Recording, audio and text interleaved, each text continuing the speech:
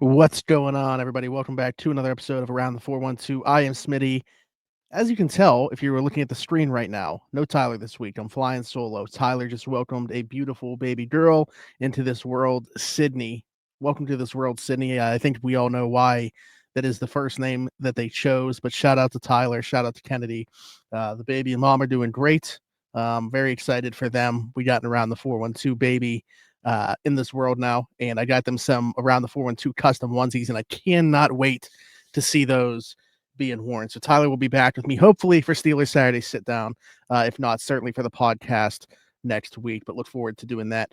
First thing I got to do, besides give a shout out to Tyler and to Kennedy, which saying those two names back to back, Tyler Kennedy, just brought me back to the Penguins. But anyway, is offer a little bit of an apology to the Pittsburgh Steelers. Last week's Steelers Saturday sit down, I had a lot of questions about their ability to keep pace with the Cincinnati Bengals passing attack, to stop them in any capacity. I really doubted Pittsburgh, and I think that they once again came out on the other side answering a question in a positive manner, showing that this 2024 group is much different than Steelers teams of the recent past. I had a question about them going back to Washington when they were down by double digits. Were they built to come from behind in that way? They answered that question positively. I had a question about their ability to keep up with Cincinnati's passing attack, to slow them down in any capacity. Cincinnati certainly scored 38 points, not theirs. Now, 6 of those did come defensively, but still, they put up points. But the Steelers were able to score with them in a way that I didn't necessarily foresee.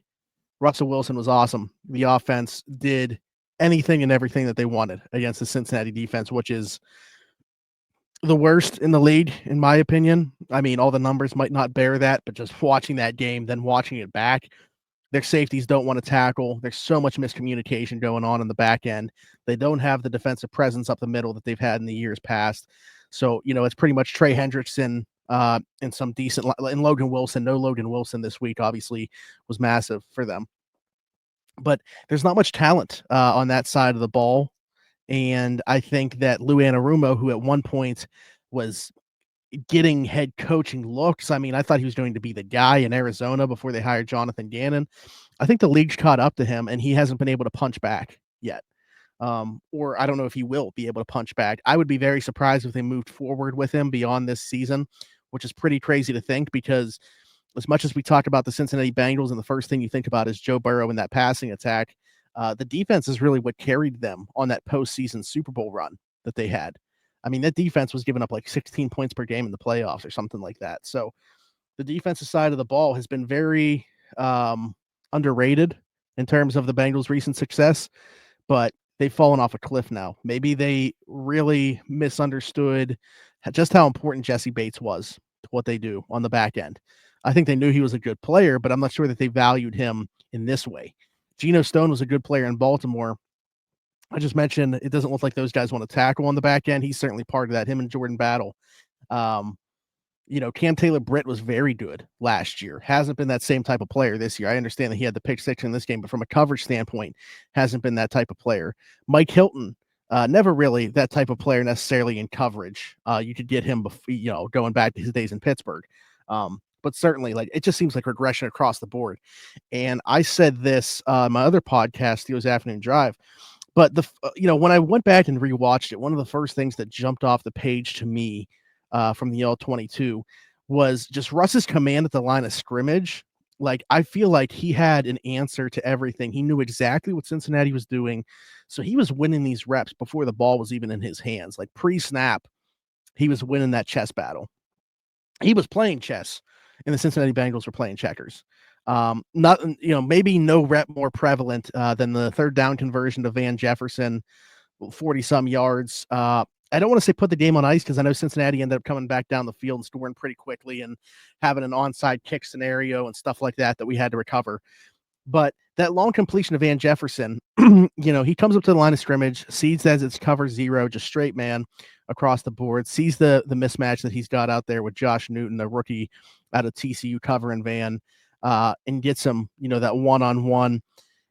They make it kind of look like it's going to be like an outside throw. Van goes inside. If you get frozen by Van Jefferson, by the way, I know that this kid's only a rookie. You might want to call it a career, to be honest with you, pal. But no, seriously, I think that was the most prevalent thing to me was just Russ's command of everything right off the bat.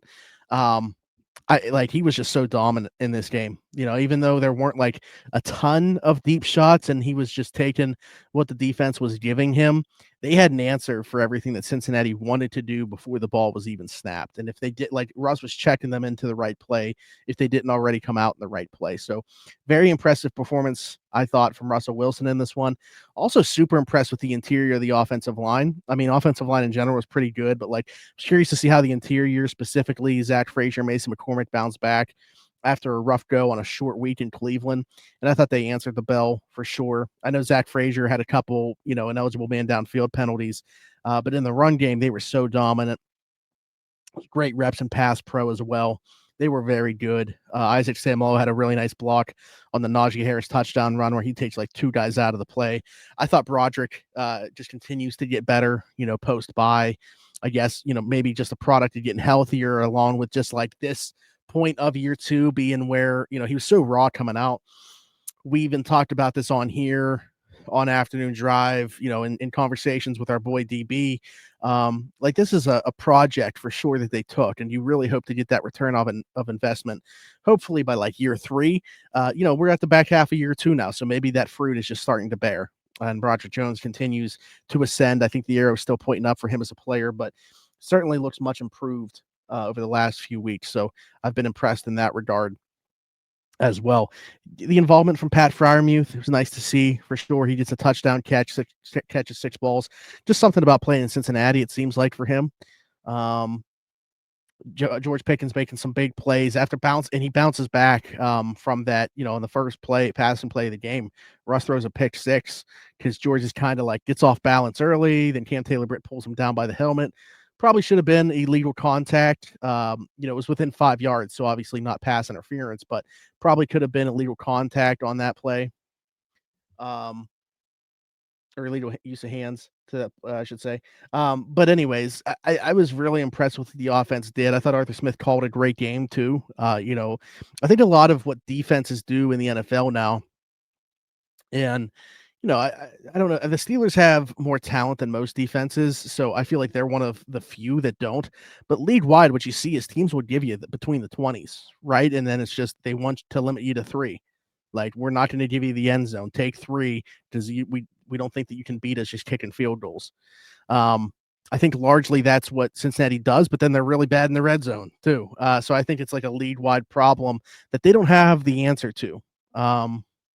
So that's kind of where I'm at with that. Again, I think Cincinnati has one of the worst defenses in the league, if not the worst defense in the league.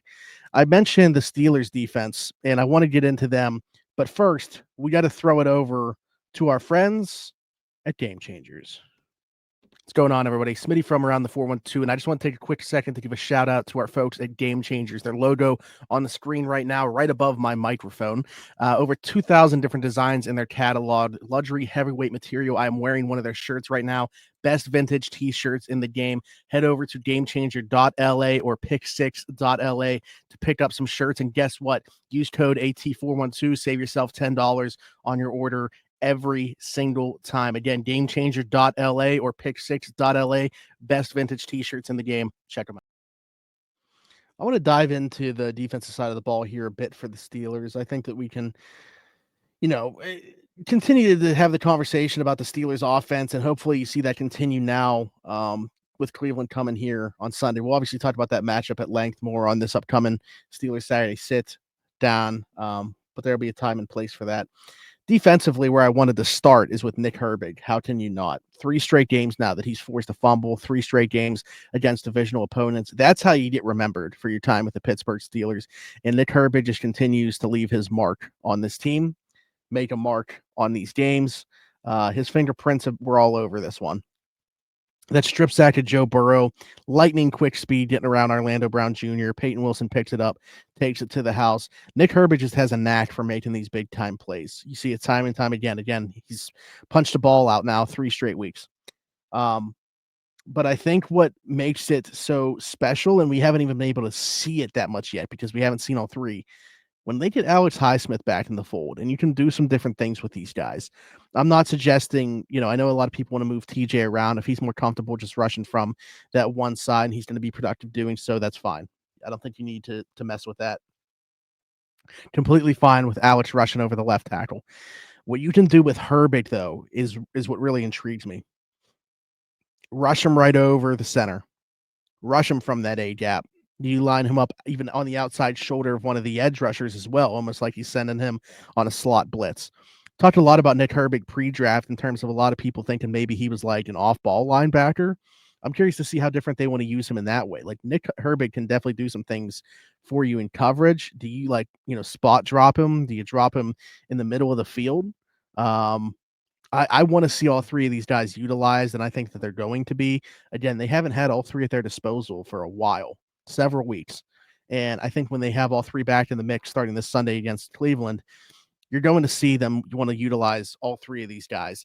Nick Herbig's been so impressive to me. I really feel like the Steelers found another one. And, I don't know.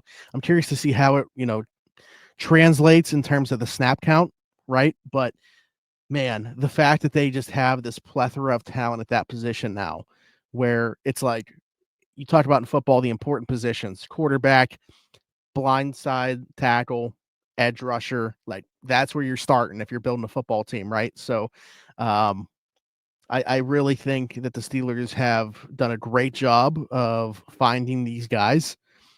Alex Highsmith, comp third pick. Nick Herbig, fourth round pick. Like they haven't even been spending premium assets to find these guys. They're just really good at doing it. So I'm excited about the trajectory of Nick Herbig and can't wait to see him continue to get himself ingrained here. And it's another divisional game this week. So maybe he punches another ball out. Would certainly love to see that. The defense as a whole, I mentioned obviously Cincinnati scored 38 points, 31 of those put up by the offense. 32, I guess, if you want to consider McPherson part of it, because they didn't kick the extra point, the defense that is. So either way, you get it. The defense scored a touchdown for them. But they got 3 takeaways as well. So like, how do you evaluate this defensive performance? You got to understand here, Joe Burrow, T. Higgins, Ja'Marr Chase, it's as lethal as a trio as there is in the league. And they haven't had a ton of time together playing with all 3 of those guys. Like T. Higgins been out a lot this year. Going back to last year, Joe Burrow and Ja'Marr Chase were the ones missing quite a bit of time. Like we haven't seen all 3 of these guys on the field a ton as of late, but when they are, man, they are hard to contain. And they certainly were still able to get theirs against the Steelers. But like I just mentioned, I think the difference between the Steelers and some of these other teams around the league is even when you're able to move the ball against them, they're going to win those turnover battles. And they did again on Sunday, 3-1. They just find ways to create those splash plays when it matters most. And they were able to do that. So I'm curious to get some thoughts on this in the comments is, how do you equate that defensive performance from the Steelers against the Cincinnati Bengals? How would you say that they fared? Understanding how many points they gave up, but they win the turnover battle. They were able to take the ball away. And they were able to get off the field enough. I mean, they start out getting off the field right away, but then Russ throws that pick 6. So we're talking about this game going into it, thinking, who's going to be able to get more stops between the 2 defenses. The Steelers got one right out of the gate. It's just unfortunate that it ended up coming back right the other way because of an interception. So I don't have a level of concern when it comes to the defense. I'm actually quite pleased with the way that this one turned out because it answered a question for us about this team's ability to play in a shootout and not only playing it, but then end up winning it. I'm almost happy that this one went this way because they've just been, again, checking these boxes kind of throughout the 2024 season to prove that they are a different team than what they have been the last few years. They needed to answer this question. I think they did in a positive fashion. So I want to dive into some hard knock stuff here before we get out of here. But first, a word from our sponsor, Keats Barbershop. Smitty from Around the 412 here. And while I may not have much hair, the hair that I do have will not be cut by anybody besides Keat at Keats Barbershop. My friend Christian Circle, been with us since day one. Keats Barbershop, located 401 Burkitch Way, Suite 2 in Beaver, PA. Download the app, The Cut, book an appointment with Christian today, or you can do walk-in with Tony or Ashley. But again, Keeks Barbershop, 401 Burkitch Way, Suite 2 in Beaver, PA. Go check them out. Old school vibe in there. Absolutely love it. Cannot recommend them enough. Wouldn't go anywhere else. Maybe I'll see you there. I want to talk about Hard Knocks because I assume that most of you are tuning into it because of the Steelers' involvement with it as they take a look at the entire AFC North. Episode 1 came out Tuesday, and Steelers prominently featured, much to the chagrin of a lot of people. But they were the only ones playing division versus division in terms of the first game that they were really filming for. They took a look back at the previous week where the Steelers had lost to the Browns, but it was more so Steelers preparing for the Bengals, Ravens preparing for the Eagles, Browns getting ready for the Broncos this past week. So the fact that two of those teams were playing each other, not surprising to me that the Steelers were really the team that got a lot of the spotlight here in the debut of the series. However, I also think a big component of how much shine was put on the Steelers is thanks largely to Mike Tomlin being Mike Tomlin. And I think that he's not doing this up for Hard Knocks. He'd rather them not be in there. But I think that it really just shines a light on who and what he is and what he's about and the way that things go down within that facility because of his presence and who he is. I've always been someone that largely admires Mike Tomlin, despite, I think it's fair to criticize when there's the time and place to criticize, certainly. Not saying that he's above that. But I just think when you take a look at the entire landscape of the league and then you go and watch this, watch how all these guys operate on a day-to-day basis. There's levels to this, and I think he was clearly head and shoulders above the other people that they are looking at, the other coaches that they are looking at within this series. The Zach Taylors, the Kevin Stefanskis, even the John Harbaugh. John Harbaugh, to me, has a very different style. I think it's very like academic. I think it almost looked like a college setting, kind of the way that he goes about his business, and that's completely fine. Obviously, they've been successful in his tenure, and it works for him. But I think it's just very clear what Tomlin's approach to this whole thing is and why he's so revered, why he's so admired by other players and coaches within the league and just pundits of the league, like people that are, pay attention to the NFL and have ever had any interaction with him and just admire the way that he goes about his business. I think last night was a great look into the reason why. My favorite part about the debut of this series so far, the premiere, was like a 4-minute stretch of it.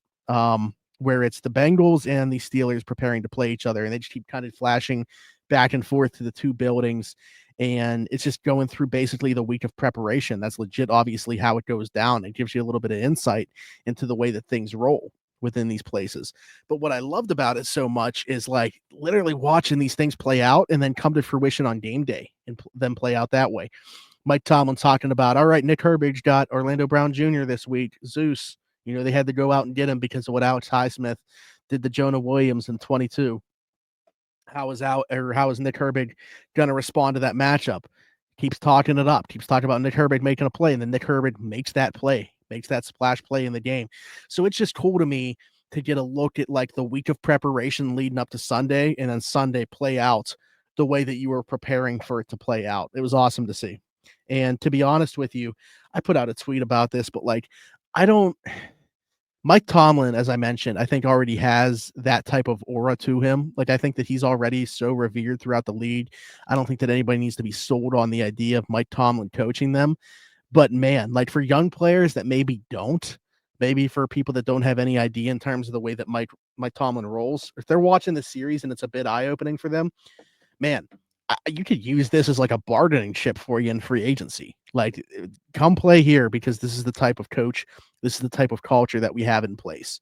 I really do feel like something's just different with this team. You look at the moments that Tomlin had on there with Nick Herbig, with George Pickens after that first play where he kind of falls down, and then obviously you got a pick six going the other way. Like, he really has a way of towing that line of being a leader of these guys while also providing a fatherly presence that doesn't get taken advantage of by their guys. Like the amount of respect that they have for this guy and that he gives them, it's hard not to admire. And it's really just cool to watch play out in this setting. Again, fully understand that if he had his way, this would not be going on right now, and Hard Knocks would not be filming this. but I'm really glad that, all of us fans and the outside world is getting a chance to look inside the building and see what exactly it is that goes on a day-to-day basis. Why do people talk about Mike Tomlin in the manner that they do?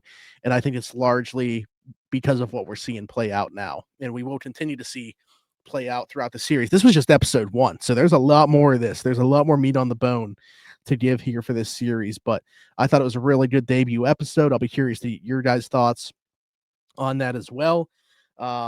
Really enjoyed it. Really enjoyed it. I'm looking forward to next week. Again, this team just feels different. I think there's something that's different about them. The fact they can already clinch a playoff spot on Sunday as opposed to the last few years where it's like we're fighting tooth and nail week 17, week 18. We might need a little bit of help from somebody else to get in. This year, they have a shot to do it on their own and not only just clinch a playoff spot, but obviously achieve a lot more. And I'm excited to continue to watch that take place. So we'll see, but appreciate you guys for watching and listening. Be sure to like, subscribe, hit that notification bell. If you're here on YouTube, leave us a 5-star review and subscribe. If you're listening somewhere else, Apple, Spotify, wherever you get your podcast from, you can leave the 5-star review there. You can subscribe there. Just search Around the 412. Will pop up. Do the same thing on TikTok. Hit that notification bell if you're here on YouTube. Again, hit us in the comments with your thoughts, any questions that you have for us. And of course, check out the description. Bunch of links in there. Rocking Around the 412 year 7, about to wrap up actually within the next week or so. Next Monday, last day to donate to the mission if you want to be directly involved with the East Rochester Salvation Army part. And then December, what did we say? What's that Saturday? We're going to have the 14th be the cutoff date for the mission in general. So be sure to do that if you want to be involved. Donate at least $10 to be eligible to win prizes. Pat Frymuth autographed jersey, Jared Jones autographed jersey, 2 of our hoodies, 2 Game Changers shirts, an autographed 16 by 20 Steelers print signed by 21 people within the organization, a James Daniels game worn visor, Penguin tickets, Steelers jersey of choice, Pirates jersey of choice. A lot of good stuff within there. Donate at least $10 to be eligible to win those prizes. Again, every single penny that is donated goes directly to providing Christmas in the 724 and 412 areas for kids that otherwise would not have that type of Christmas. We also started partnering up over the last 3 years with the East Rochester Salvation Army to give kids off the Angel Tree the Christmas that they deserve as well. 60 plus kids this year, 160 plus over the 7 years of doing this have had their Christmas provided to them thanks to this mission. The logo above me right now, Marcello Electric. Be sure to check them out. Facebook page down below, whether it's residential, commercial, whatever you need. Brandon Marcello Electric, he can help you out. And then our friend Haley Wagner, small business, everything custom designs, that logo on the screen right now. Go to her Facebook page, send her a message. Custom Christmas stuff, t-shirts, hoodies, long sleeves, custom stockings, a lot of different stuff going on over there, as well as our hoodies, long sleeves, t-shirts, all that type of stuff over there as well with our logo. So be sure to check that out for sure. This has been Smitty. No Tyler, but again, he should be back on Saturday for Steelers Saturday Sit Down. So until then, subscribe, hit that notification bell. We'll see you then. Until next time, this has been the Around the 412 Steelers show. We'll see you later.